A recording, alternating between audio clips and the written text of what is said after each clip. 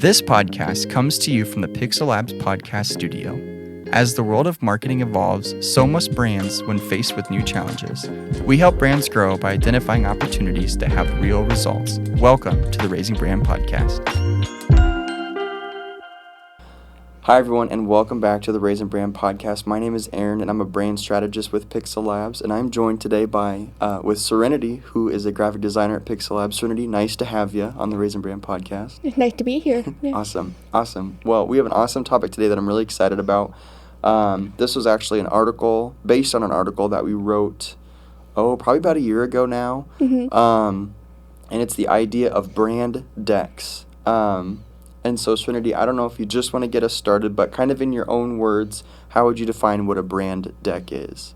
To me, a brand deck is basically a tool that showcases a brand mission and their statement and what they want to do and just kind of like what the whole purpose is and what the brand drives to be. Mm-hmm. And usually it's kind of in almost like a slideshow format, correct? It is. Mm-hmm. It is in a slideshow.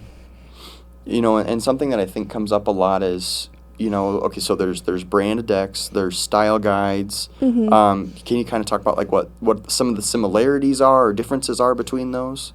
Well, typically, a brand deck is, like you said, a slideshow that showcases the mission statement, the visual of a brand, and the style guide is included in the brand deck.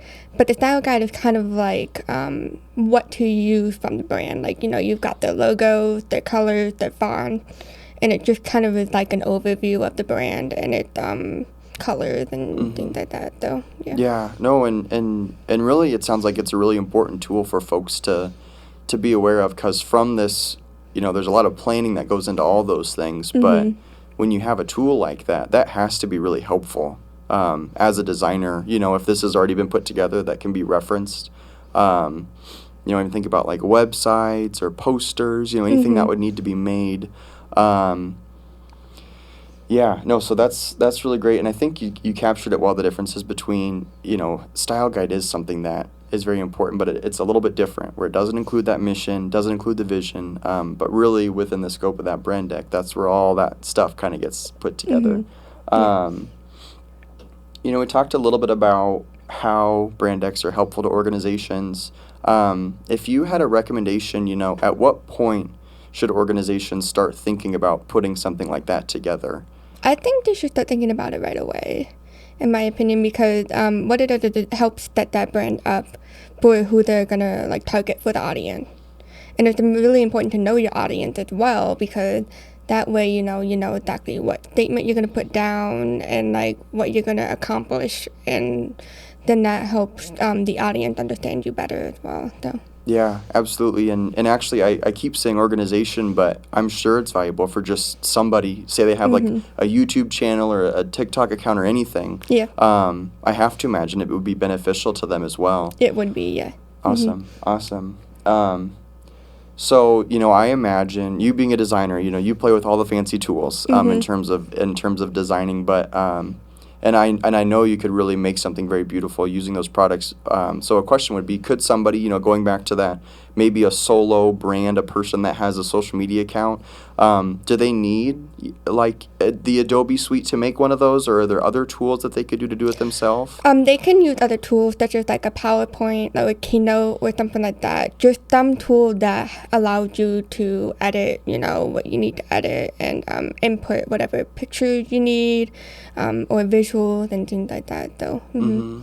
And what are some example visuals that you maybe would recommend putting in there for future reference? Well, typically, maybe if you're selling services or goods, it would be mock-ups of how your product looks, or previous examples that you've had on past clients and things like that. You want those examples in your.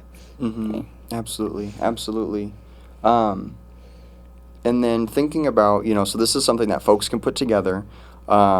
They of course can use the really nice tools, but depending on where they're at kind of in their business journey, maybe they can't afford the subscription yet to the Adobe products. But then thinking about keeping your brand fresh through time, how often do you think that brands need to look at updating their brand deck, which maybe includes website, logo, colors, anything like that? How often do you think that should be considered?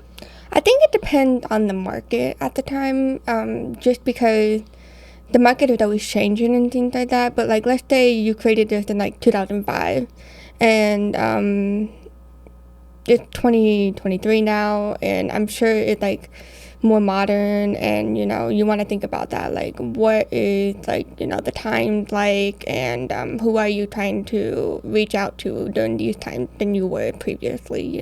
So there's definitely a balance between updating your brand too much, where it almost probably you're always, it's just always happening, and really you're not able to use it or exercise it, for lack of a better word. But then there's definitely, a time where you can, there's definitely, a time where you can wait too long and it looks stale. Can you think of any brands that come to mind that maybe currently are in that too stale time frame? And that's kind of an off-the-wall question, but... I'm not sure, but I was looking at, like, previous brands who have updated, and, like, I didn't even realize, but, like, certain brands like Taco Bell and things like that, how they, like, upkeep their brand model. Like, they just recently changed in 2016, and, that's pretty recent, and, it just shows that, you have to kind of know when to strike for your branding. So it's definitely something to think about for sure. Yeah, well, and I like what you mentioned too. One thing that's interesting is some folks go above and beyond in terms of promoting when they change something. Yeah. Did you by chance see the Staples video that came out, I think, a year or two ago? I did They not. updated their logo. Oh, yeah. I feel like I can just imagine Zach giggling in the next room because I know that we watched it together. But they had this whole conference event, and then the idea was they were rebranding, new logo, freshening it up, everything. And I'm trying to remember all that they did, but basically the logo before, like, all it did was just angled, like, just the smallest amount, and then there were, like, explosions, like fireworks, like, it was this small change that really should probably have went, unnoticed, just kind of like what you said with Taco Bell, that just kind of in the background, they're always making sure it's updated. There was an example here locally that we just saw recently where an organization was really pushing out like this rebrand that they were doing, really excited to share with everyone, and then it was just like a small change just to keep it updated, so folks were like, this isn't even different. So that's interesting, but I'm not sure if you're familiar with like Dole, the fruit company. Yes, I am actually. But if my memory serves, they've had a very similar logo for a long time. But there's something about like the history of that brand that almost keeps it relevant. So it probably just really depends, like you said, on the market, who your customers are. Is it something where you need to showcase that you've changed and have updated through times? But yeah, oh my gosh, those are a lot of good points. Yeah, and I think it's important to like keep track of your customers, because sometimes your customers may change as you grow throughout the years. So you have to think about that, like, like, is my audience younger, older, or are they the same, things like that, because it's always an ever-growing, market, and it's important to keep that in mind. So. Absolutely. And so now I'm going to get a little bit more specific. We've talked about high level, what a brand deck is, how it can be helpful. But for you very specifically as a designer working with an organization, talk about, I'm trying to think about the best way to word it. But so say you're going to work for an organization and they don't have a brand deck and they want you to design something. Talk about what that would be like, and then compare it to designing for an organization that does have that all put together. Is there one that you prefer? Like, what are the pros and cons of that? Well, I feel like I would prefer one who does have a brand deck, and that's really just because, to me, it shows that they are thinking ahead about who they're trying to target for the audience and what they want to sell as a brand. If I were to do one that didn't have a brand deck, it would be a little bit harder to design, because to me, even though it's not exactly a style guide, it does help me like realize like what is their purpose, like what are they doing this for.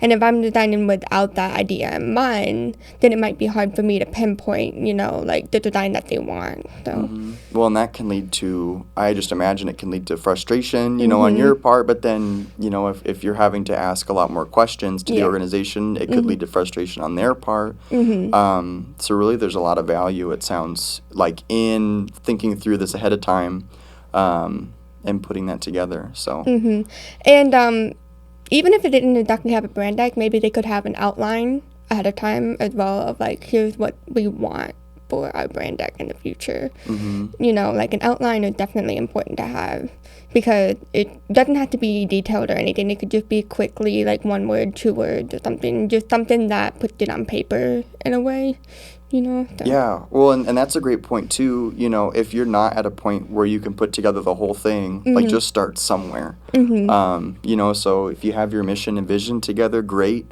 If you know, have a general idea of what colors you're interested in, but maybe don't have the like exact hex codes. So maybe there's, if you had to give a recommendation, you know, thinking of it from a design perspective, what are like the first key things that somebody should think about when putting, you know, some sort of style guide or brand deck together? Do you have any recommendations? I think for one, they should think about how their logo looks. So, you know, if their logo is like as simple as like, you know, the Nike watch, you know, like how does that fit into the whole thing, you know, or if it's a little bit more complicated, you know, like how does their logo look? And then colors.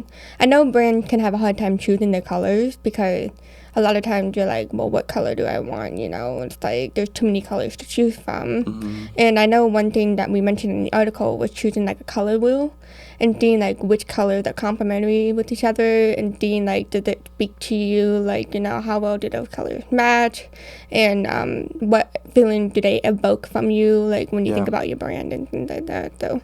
Yeah, and that's, oh my gosh, that's something that I think is really interesting, is the psychological aspects of color. Yeah. But that's a whole nother podcast probably, but Yeah. no, so that's great. So what I'm hearing from you is, for organizations or folks starting out who care about brand consistency, professionalism, you know, they should start out thinking about, okay, what's my logo going to look like? What's it going to look like on Facebook? What's it going to look like printed? Because I'm sure you've seen where folks have, you know, and sometimes it's cool, they have, you know, maybe their name in like a stylized font. Yeah. And when it's really big, it looks very nice. But then when you shrink it down, you lose all those details. Well, and sometimes you can't even read it, Yeah, you know, you can't especially read if it. there's like subtext underneath it or something.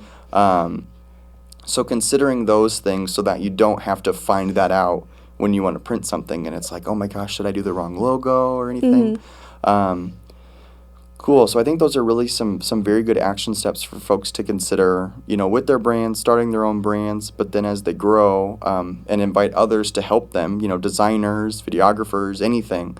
You know, how do I make sure that those relationships are productive and moving forward and trying to limit friction? Are there any final thoughts that you have related to brand decks, or any final recommendations that you would share with folks? Well, I would just say make sure that you do have a professional who is creating the brand deck, or someone who kind of knows what they're doing in terms of the brand deck, just because you don't want it to look like, you know, someone just made it in a minute or something like that. And you could yourself create a brand deck as well, as long as you have those, you know, like guides and things like that. And especially, like, let's say you wanted a designer to do it, but you have, like, your own idea in mind.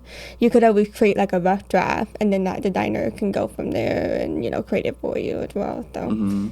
Yeah, and I think the biggest thing I hear there is make sure you put a lot of time into it. Don't just slap it together. And then definitely get help if you're going to need it, especially when you start sending it out. Because if you're sending it out and folks are like, what is this? Like, this isn't helpful. You never want to be in that situation. So, yeah, absolutely. Well, thank you so much for your time today. I really appreciate it, and I think that this was a really good topic. You know, again, we wrote an article about it, and we just felt like we needed to have this conversation just talking about it. So I really appreciate your time. Yeah, thank you for having me. Yeah, and thank you, everybody, for tuning in to the Raisin Brand podcast. We release once a week on YouTube and all the places, Spotify, Apple Podcasts, all that good stuff. So make sure you follow along. We're always releasing content on YouTube, so follow us along there as well. Take care, everybody. Thank you for listening to this episode of the Raisin Brand podcast, powered by Pixel Labs. Remember to subscribe to stay up to date on all things Raisin Brand.